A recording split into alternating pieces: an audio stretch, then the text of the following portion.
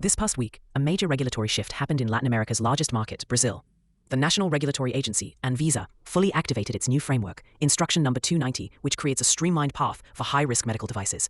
This new rule allows for regulatory reliance, meaning that if a Class 3 or Class 4 medical device has already been approved by an equivalent foreign regulatory authority, or AREE, the path to Brazilian market approval just became significantly faster.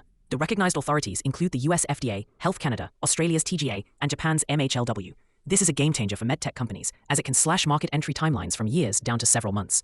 The goal is clear: to make Brazil a more attractive and accessible market for cutting-edge medical technology. It removes redundant review processes and reduces the administrative burden significantly. However, this accelerated pathway is not without its challenges and introduces a new, critical layer of complexity. The unspoken trade-off for this speed is a heightened expectation for post-market surveillance.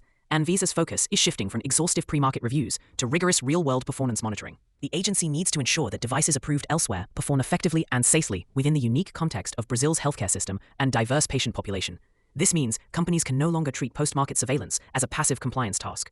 Consider the case of a US-based company that developed an AI-powered imaging diagnostic for diabetic retinopathy. The device has FDA clearance, and, using the new AREE pathway, they secure ANVISA registration in just 8 months instead of the projected 2 years.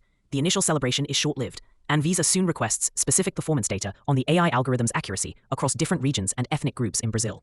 The company is now faced with the challenge of setting up a robust data collection system within Brazilian hospitals. A complex task that requires local knowledge of data privacy laws and healthcare infrastructure.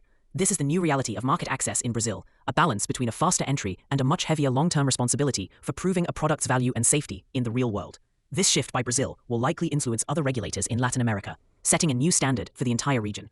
Navigating these new, complex regulatory landscapes requires specialized expertise. For companies looking to enter or expand in Brazil and other LATAM markets, understanding these nuances is critical. For more insights on how to manage these challenges, you can email or visit Chen-Global.